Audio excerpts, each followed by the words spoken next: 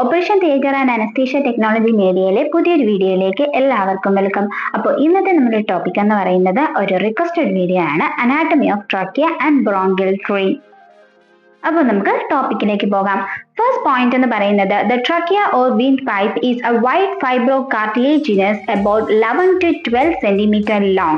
Its upper half is situated in the neck and lower part in the thorax.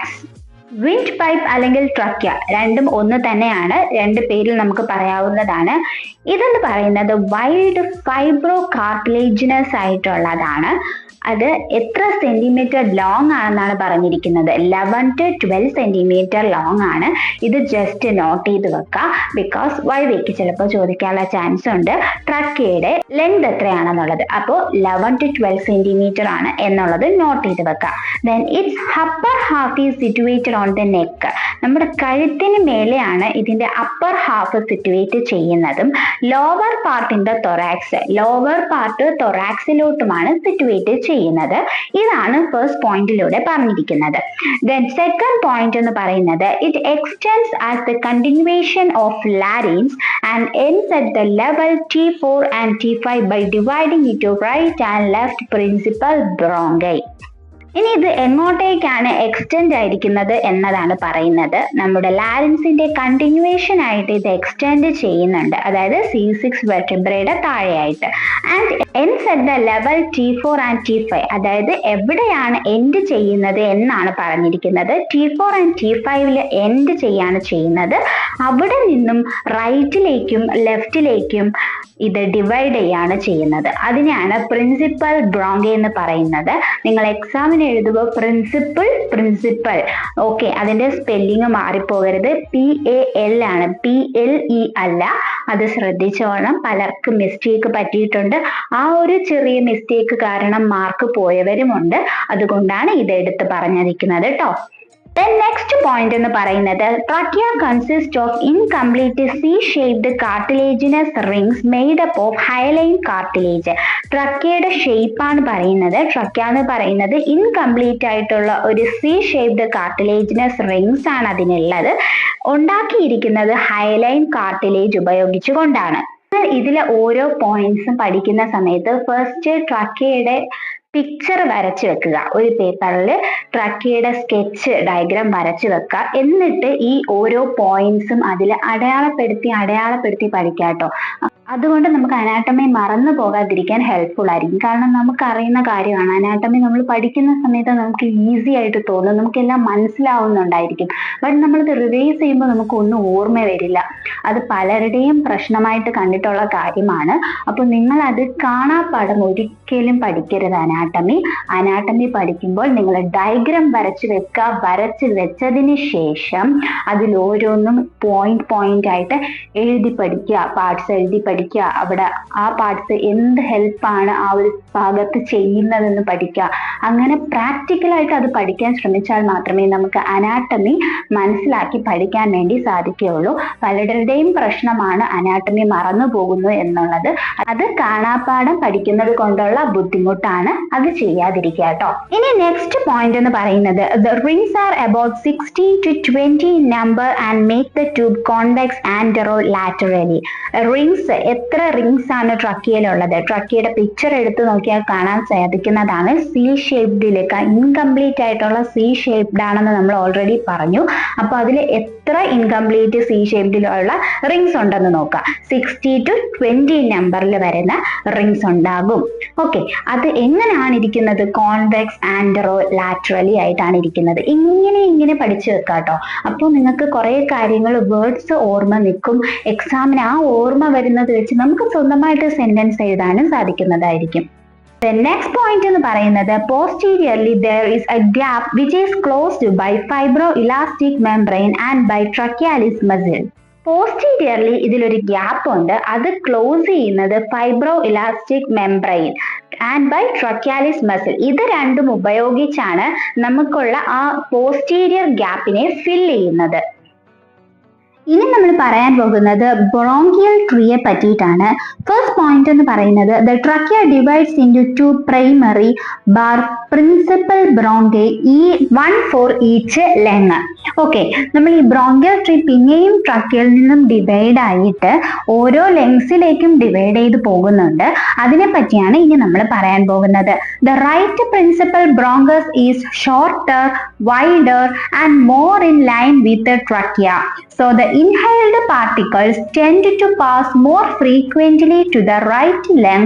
As a result, infections more common on the right side. ഇത് എന്തായാലും നിങ്ങൾ picture വരച്ച് വെച്ചതിന് ശേഷം തന്നെ പഠിക്കാൻ ശ്രമിക്കണം. ഇതിൽ നിന്ന് മനസ്സിലാക്കുന്ന കാര്യം നമ്മുടെ റൈറ്റ് പ്രിൻസിപ്പൽ ബ്രോങ്കസ് ഷോർട്ടർ ആണ്, വൈഡർ ആണ്, മോർ ഇൻ ലൈൻസ് വിത്ത് ട്രക്കിയാണ്. ഇത് ഓരോ പോയിന്റ്സ് നിങ്ങൾ പിക്ചർ വരച്ച് സ്കെച്ച് ഡയഗ്രാം വരച്ചിട്ട് സൈഡിൽ എഴുതി വെക്കുക. അതായത് റൈറ്റ് പ്രിൻസിപ്പൽ ബ്രോങ്കസ് അവിടെ എഴുതി വെക്കുക ഷോർട്ടർ ആണ്, വൈഡർ ആണ് എന്നുള്ളത് എഴുതി വെക്കുക. അതുപോലെ ലെഫ്റ്റിലും നമുക്ക് ലോങ്ങർ ആണ്, നാരോവർ ആണ്. അത് നെക്സ്റ്റ് പോയിന്റിൽ വരും, നമുക്ക് അപ്പോൾ അത് പറയാം. ഫസ്റ്റ് നമുക്ക് റൈറ്റ് പ്രിൻസിപ്പൽ ബ്രോങ്കസിനെ പറ്റിയിട്ട് പറയാം. അതിൽ നമ്മൾ ഇൻഹെയിൽ ചെയ്യുന്ന പാർട്ടിക്കിൾസ് കൂടുതലും ഫ്രീക്വന്റ് ആയിട്ട് പോകുന്നത് റൈറ്റ് ലെങ്സിലേക്കായിരിക്കും. അത് കാരണം പെട്ടെന്ന് ഇൻഫെക്ഷൻസ് വരാൻ ചാൻസ് ഉള്ളതും റൈറ്റ് ലെങ്ങിലായിരിക്കും. Okay, then left principal bronchus is longer and narrower. ഇതാണ് ഞാൻ നേരത്തെ പറഞ്ഞ പോയിന്റ്. നമ്മൾ ഒരു പിക്ചർ സ്കെച്ച് ഡയഗ്രാം വരച്ചതിന് ശേഷം ലെഫ്റ്റ് സൈഡിൽ ലോങ്ങർ ആണ്, നാരോവർ ആണ് എന്ന് എഴുതി വെച്ച് കഴിഞ്ഞാൽ പ്രാക്ടിക്കൽ നോളജ് ആണ് നമുക്ക് കൂടുതലും മൈൻഡിൽ ബൈ ഹാർട്ട് ആയിട്ടിരിക്കുന്നത്. ഒരിക്കലും ഇതൊന്നും കാണാതെ പഠിക്കരുത് കേട്ടോ. ദ നെക്സ്റ്റ് പോയിന്റ് എന്ന് പറയുന്നത് the bronchus enters the lung through the hilum. Inside the lung it divides into secondary and tertiary bronchi. അതായത് ദ ബ്രോങ്കസ് ലെങ്സിലേക്ക് എൻ്റർ ചെയ്യുന്നത് ഹൈലം വഴിയാണ്. Okay, inside the lung it divides into secondary and tertiary bronchi. ഇത് ലെങ്ങിലേക്ക് പോയിട്ട് പിന്നെയും divide ചെയ്യുന്നുണ്ട്, tertiary and secondary bronchi ആയിട്ട്. ഇനി നമുക്ക് അതിനെ പറ്റിയിട്ട് പറയാം. ഇനി നമുക്ക് നെക്സ്റ്റ് പോയിന്റിലേക്ക് പോകാം. The right primary bronchus divides into 3 secondary bronchi for the 3 lobes of the right lung. ഈ റൈറ്റ് പ്രൈമറി ബ്രോങ്കസ് ഡിവൈഡ് ചെയ്തിട്ടുണ്ട് 3 secondary bronchi for the 3 lobes of the right lung. അതിൽ നിന്ന് മനസ്സിലാക്കാനുള്ള കാര്യം നമ്മുടെ റൈറ്റ് ലങ്ങില് 3 ലോബ്സ് ആണുള്ളത്, അതോടൊപ്പം 3 സെക്കൻഡറി ബ്രോങ്കൈയുമാണ് ഉള്ളത്. The next point എന്ന് പറയുന്നത് on the left side the primary bronchus divides into 2 secondary bronchi because the left lung has only 2 lobes. The secondary bronchi divides into tertiary bronchi or segmental bronchi. Previous point നമ്മൾ പറഞ്ഞത് right primary ബ്രോങ്കസിനെ പറ്റിയിട്ടാണെങ്കിൽ നമ്മൾ അടുത്ത പറഞ്ഞത് left side of the primary bronchus. അതിൽ 2 secondary ബ്രോങ്കയും 2 ലോബ്സും ആണ്. അപ്പൊ ഇത് ഇങ്ങനെ ഓർത്ത് വെക്കുക. ഇനി ലെഫ്റ്റ് സൈഡിലുള്ള സെക്കൻഡറി ബ്രോങ്കി ഡിവൈഡ് ചെയ്ത് ടെർഷ്യറി ബ്രോങ്കി ആയിട്ട് മാറിയിട്ടുണ്ട്. ടെർഷ്യറി ബ്രോങ്കിയെ നമുക്ക് സെഗ്മെന്റൽ ബ്രോങ്കി എന്നും പറയാട്ടോ. ദ നെക്സ്റ്റ് പോയിന്റ് എന്ന് പറയുന്നത് the segmental bronchi divide repeatedly to form very small bronchus called terminal bronchioles. ഈ സെഗ്മെന്റൽ ബ്രോങ്കി റിപ്പീറ്റ് ആയിട്ട് ഡിവൈഡ് ചെയ്ത് ചെറിയ ബ്രോങ്കസ് ആയിട്ട് മാറുന്നുണ്ട്. അതിനെയാണ് നമ്മൾ ടെർമിനൽ ബ്രോങ്ക്യൂൾസ് എന്ന് പറയുന്നത്. ഈ ടേംസ് ഒക്കെ മനസ്സിലാക്കി വെക്കേണ്ടത് ഇമ്പോർട്ടന്റ് ആയിട്ടുള്ള കാര്യമാണ്. Still smaller branches are called respiratory bronchioles. ചെറിയ ബ്രാഞ്ചസിനെ നമുക്ക് റെസ്പിറേറ്ററി ബ്രോങ്ക്യൂൾസ് എന്ന് പറയാം. Then the respiratory bronchioles end in microscopic passages which are termed in the order. First one alveolar duct ഉണ്ടാവും, atria ഉണ്ടാവും, air sacules ഉണ്ടാകും, then pulmonary alveoli ഉണ്ടാകും. ഇത്രയും കാര്യങ്ങളായിരിക്കും റെസ്പിറേറ്ററി ബ്രോങ്ക്യൂൾസിൽ ഉണ്ടായിരിക്കുന്നത്. Then gas exchange take place in the alveoli. ആൽവയോളയിലായിരിക്കും gas exchange നടക്കുന്നത്. ഇതും ഒരു ഇമ്പോർട്ടന്റ് പോയിന്റ് ആണ്, ജസ്റ്റ് നോട്ട് ചെയ്ത് വെക്കാട്ടോ, ചോദിക്കാനുള്ള ചാൻസ് ഉണ്ട്. ഗ്യാസ് എക്സ്ചേഞ്ച് നടക്കുന്നത് എവിടെയാണ്? അപ്പോൾ ആൽവയോളയിലാണ്. MCQ ടൈപ്പ് ആയിട്ട് വരാം, അല്ലെങ്കിൽ വൈവയ്ക്ക് വരാനും ചാൻസ് ഉണ്ട്. അപ്പൊ ഇത് നിങ്ങൾക്ക് ജസ്റ്റ് ഞാനൊരു ഡയഗ്രാം കാണിച്ചു തരുന്നതാണ്. നിങ്ങൾ ഇതുപോലൊരു ഡയഗ്രാം വരയ്ക്കാൻ പഠിക്കണം. എക്സാമിന് എന്തായാലും ഡയഗ്രാം വരച്ചിരിക്കാം. പാർട്സ് അടയാളപ്പെടുത്താൻ മറക്കരുത്. അതോടൊപ്പം തന്നെ നിങ്ങൾ പഠിക്കുന്ന സമയത്ത് ഇതുപോലെ ഡയഗ്രാം വരച്ചു വെച്ച് എന്നിട്ട് ഇതിന്റെ പാർട്സ് എന്തൊക്കെയാണ്, ഇതിന്റെ യൂസ് എന്തൊക്കെയാണ്, ഇത് എത്ര ലോങ് ആണ്, ഇത് എത്ര റിങ്സ് ഉണ്ട്, ഷോർട്ടർ ഏതാണ്, നാരോവർ ഏതാണ്, വൈഡർ ഏതാണ്, ഇതൊക്കെ ഈ പിക്ചർ വരച്ചിട്ട് അതിൽ തന്നെ വരച്ച് എഴുതി പഠിച്ചു കഴിഞ്ഞാൽ നിങ്ങൾക്ക് അത് മൈൻഡിൽ ഉറപ്പായിട്ട് നിൽക്കും. കാണാപ്പാഠം ഒരിക്കലും അനാട്ടമി പഠിക്കരുത്. നിങ്ങൾക്ക് എക്സാമിന് ഒരിക്കലും അത് ഓർമ്മ വരില്ല. അത് ഇമ്പോർട്ടൻ്റ് ആയിട്ടുള്ള കാര്യമാണ്. മാക്സിമം സ്കെച്ച് ഡയഗ്രാം വരച്ച് തന്നെ പഠിക്കാട്ടോ. ദെൻ എന്താണ് കരീന എന്ന് നോക്കാം. The last tracheal ring is thick and broad. നമ്മുടെ ഏറ്റവും ലാസ്റ്റത്തെ ട്രക്കിയൽ റിംഗ് എന്ന് പറയുന്നത് തിക്കും ആണ് ബ്രോഡും ആണ്. From its lower border a hook like process curves downwards backwards between the bronchi. Projection is called carina. Okay, അപ്പൊ കരീന എന്താന്ന് ചോദിച്ചു കഴിഞ്ഞാല് നമ്മുടെ ട്രക്കിയിലെ ലാസ്റ്റ് റിംഗ് ആണ്. അത് തിക്കാണ്, ബ്രോഡാണ്. അതോടൊപ്പം തന്നെ അതിന്റെ ലോവർ ബോർഡറിൽ ഒരു ഹൂക്ക് ലൈക്ക് പ്രോസസ് ഉണ്ട്. അത് ഡൗൺവേർഡ്സ് ആൻഡ് ബാക്ക്വേർഡ്സിൽ കർവ്ഡ് ആയിട്ടാണ് ഇരിക്കുന്നത്. അതും ബ്രോങ്കയുടെ ഇടയിലായിട്ട്. ആ പ്രൊജക്ഷനെയാണ് കരീന എന്ന് പറയുന്നത്.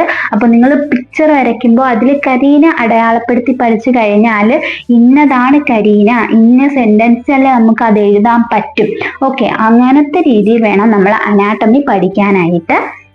അപ്പോൾ ഇത്രയുമാണ് നമ്മുടെ ഇന്നത്തെ ടോപ്പിക് എന്ന് പറയുന്നത്. വളരെ ചെറിയൊരു ടോപ്പിക്കാണ്. മാക്സിമം മനസ്സിലാക്കി പറഞ്ഞു തരാൻ ശ്രമിച്ചിട്ടുണ്ട്. ഇതിൽ എന്തെങ്കിലും ഡൗട്ട്സ് ഉണ്ടെങ്കിൽ നിങ്ങൾക്ക് ചോദിക്കാവുന്നതാണ്. ഇനി എന്തെങ്കിലും ടോപ്പിക്സ് എടുത്തു തരണം എന്നുണ്ടെങ്കിൽ അതും കമന്റ് സെക്ഷനിൽ പറയാവുന്നതാണ്.